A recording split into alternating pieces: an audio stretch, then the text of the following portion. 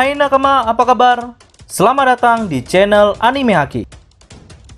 Pada video kali ini kami akan membahas One Piece Chapter 1039 yang disajikan oleh Oda Sensei dengan begitu seru dan tentunya brutal. Ini kali pertamanya Kid dan Law memang menunjukkan jika mereka layak untuk bertarung melawan Yonko dan tidak bisa dipandang sebelah mata. Oke, bagaimana keseruan yang tersaji pada One Piece Chapter 1039? Mari kita bahas bersama-sama. Di minggu ini atau di chapter 1039 kita harus tertunda melihat kelanjutan cover story Germa Double Six karena Oda Sensei menampilkan sebuah color spread. Gambar itu memperlihatkan semua anggota topi jerami sedang berjalan di hutan dan seekor monyet yang menggunakan mahkota sambil memakan pisang. Ia menunjuk ke suatu arah seakan memberitahu Luffy jalan selanjutnya atau mungkin ada sesuatu yang penting yang ingin ia perlihatkan. Dari semua kru, hanya Robin yang terlihat berbeda. Ia sedang memegang sebuah dinding batu yang bergambar tengkorak. Apakah ini sebuah clue dari Oda Sensei jika akan ada yang mati dalam pertempuran di Wano Kuni nantinya? Oke, kita lanjut pada inti cerita. One Piece Chapter 1039 dibuka dengan memperlihatkan Onigashima yang semakin mendekati ibu kota bunga. Tapi pergerakan Onigashima mulai bertolak menjauh dari pusat ibu kota berkat usaha Momonosuke yang menarik pulau itu menggunakan awan dan terlihat awan itu seperti tali. Namun usaha Momonosuke ini secara tidak langsung ada campur tangan Luffy juga. Sebab saat ini Kaido semakin melemah hingga ia semakin tidak bisa mengontrol pergerakan Onigashima. Di momen ini pula Momonosuke mendengar ada yang memanggil dirinya. Suara itu entah dari mana, yang jelas ia bukan Yamato karena posisi mereka yang cukup jauh, ditambah lagi Yamato sedang disibukkan oleh Kazenbo. Menurut kami, suara yang memanggilnya adalah suara gajah Zunisa. Kedatangan gajah legendaris ini belum disadari oleh banyak orang kecuali armada tempur pemerintah dunia. Dan kami yakin para anak buah Big Mom juga masih berada di perairan Wano mulai menyadari keberadaan gajah tersebut. Lantas, kenapa Zunisa memanggil Momonosuke lagi sedangkan nasibnya tidak ada dalam bahaya seperti dulu saat diserang oleh Jack? Kami memiliki dua opsi di sini.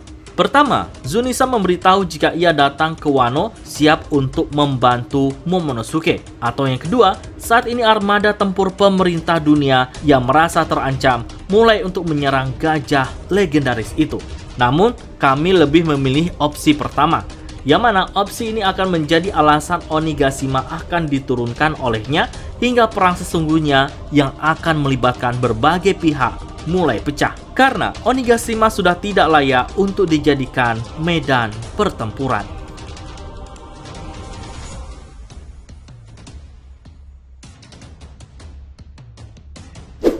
Meski saat ini mereka dalam keadaan genting karena yang mereka hadapi adalah seorang Yonko yang begitu menakutkan, tapi persaingan di antara mereka begitu terasa.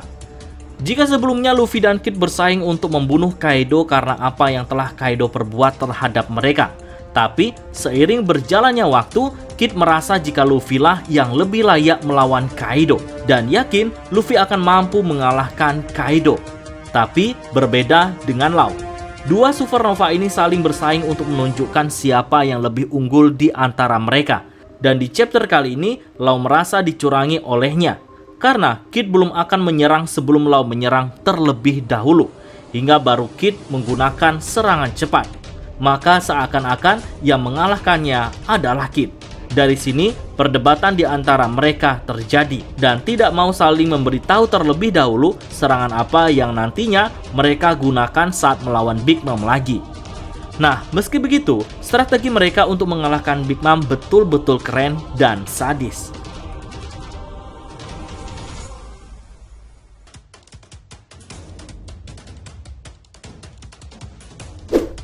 Di chapter kali ini terlihat jelas tangan kanan Big Mom patah. Walau kami sempat mengira jika patahnya tangan Big Mom karena ulah dari Kid yang menggunakan banteng besi untuk menghantam Yonko wanita ini. Tapi sesuai pengakuan Big Mom, orang yang bertanggung jawab atas patahnya tangannya adalah Law. Saat itu, Lau menyerang Big Mom dengan teknik room yang membuat beberapa organ dalam Big Mom rusak. Bahkan tangan yang juga terkena pedang Lau juga ikutan patah. Namun rupanya, ini bukan menjadi masalah bagi Yonko yang satu ini.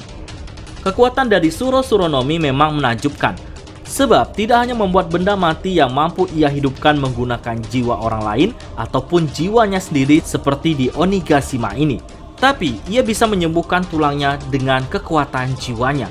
Namun ini bukan kali pertama kekuatan buah iblis yang mampu menyembuhkan luka dengan begitu cepat.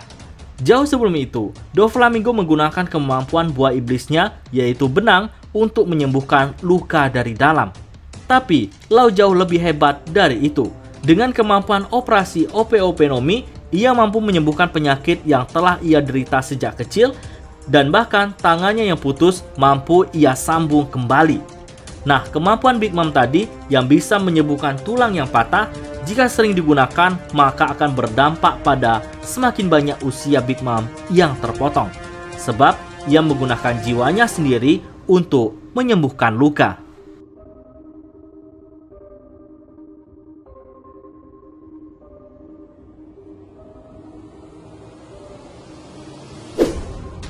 Dua chapter terakhir yaitu chapter 1038 dan 1039, Oda Sensei menyajikan dengan pertarungan yang begitu sadis dan brutal.